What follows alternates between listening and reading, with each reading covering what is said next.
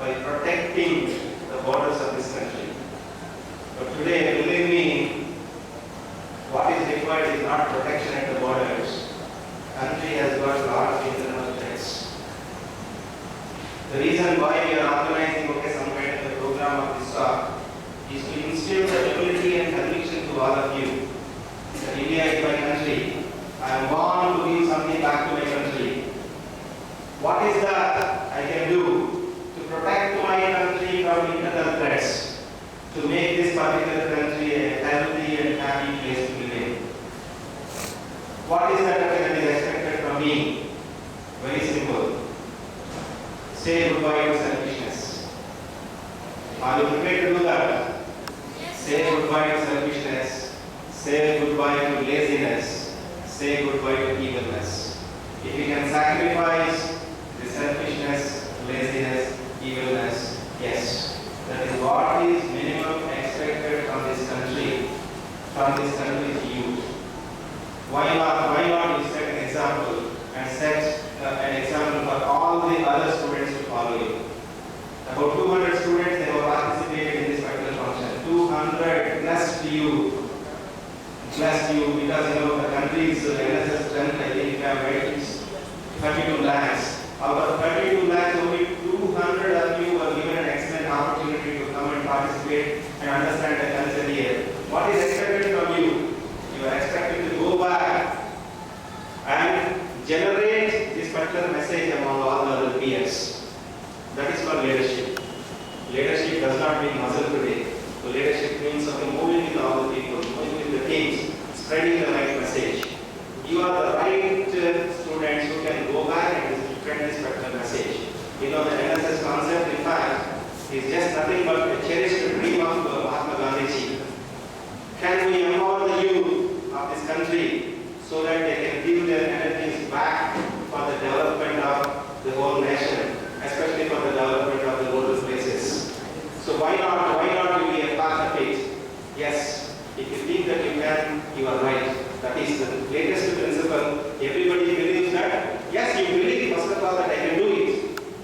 If you think that you can do it, that is right. That requires passion. That kind of passion you would get it not in just academic classrooms, but only when you participate in a free and flexi environment of this particular sort, so that you mix and gel well with all other cultures, understand the liveliness of the people, understand that the poverty that is there in this country. You are also fortunate because we have not seen the means of the poverty.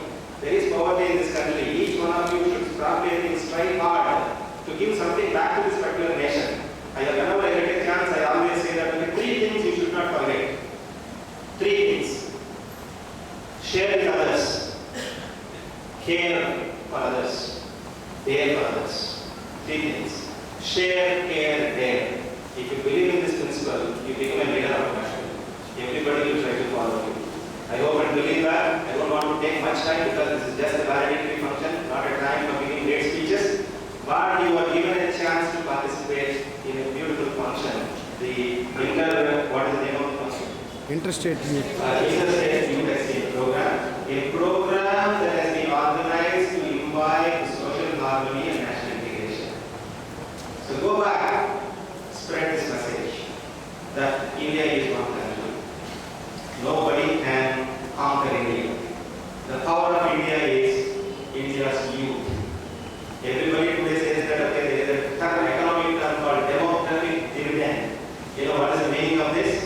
Demographic dividend. It's just nothing but the power of this country in the form of youth. No other country has this kind of power today. Only India has this power. Of course, China, people say that China is getting richer, but China is also getting older. So the advantage of this country is that the country is young. Coming times, the global workforce, only India can generate. The Indian youth will go across the world and they create economy for all the different parts of this particular world. So such a great responsibility of your lives in your shoulders. So why not we grab this particular opportunity and we go ahead and see that the flag of this particular country flies high and high. That is what is minimum expected from each one of you. Grooming your talent is more important for success. Never ever think that, yes, I am doing this particular job No. You are expected to go beyond the boundaries, push a bit beyond the horizons, and give something extra back to this particular nation. But in this particular process, the evilness, tendency to harbor negative emotions, we should say goodbye to that. Most of the times I have seen, we have got some kind of a tendency to harbor negative emotions on others. If you have got that kind of a tendency, I am telling you, the future job market is no more your parents' job market. Your parents, in the sense, you know, something okay of my age, or maybe the age of all the people who are sitting on the dais, we have enjoyed a different job market where security is there. But for you, the job market has no security at all. Unless and otherwise, you know, you have got right attitude. Unless and otherwise, you are able to mix well with all other members in the team. And unless and otherwise, you say goodbye to negative emotions, your career will have a deep fall. So to come out of it on this particular deep fall, you need to probably say goodbye to all these things. Mix well with others and set right attitude. You know, we are not animals. We need to say goodbye to all the emotions. And before I say call it a day, let me tell you the difference between the animal attitude and our attitude. Because animals are the creatures that cannot control emotions. The reason why I have asked all of you to be silent is to control your emotions. A long back, a decade back, a person who was working for Microsoft Corporation became extremely rich, and he purchased an island of his own.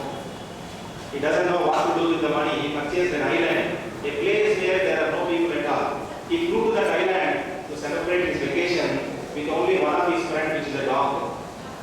He went there in the helicopter with his dog. He had spent 7 days of his time in that island, and he calls one of his friends, stating that he is able to spend time with his dog in a different island altogether for 1 week. And the friend would ask him, "What is that you are doing all the 1 week?" The friend responds saying that I am playing cards with my dog. Then the friend says that I know that your dog is very intelligent. Who is winning? And he says that, yeah, I know you know that my dog is intelligent, but even that I am winning. How is that you are winning? Because I know that your dog is very intelligent. Then he says that I have detected one thing. Whenever my dog gets a good card, it is wagging its tail. I am dropping the tail. Whenever I get a good card, I am continuing. Whenever it is getting a bad card, it is barking, I am continuing. So by detecting the emotion of the dog, I am in fact getting the success. So that means this tells that humans can control emotions, but animals cannot control emotions. So by controlling the emotions, in the history of India, several people they had set great examples. P.V.G.D, P.V.G.D, these are all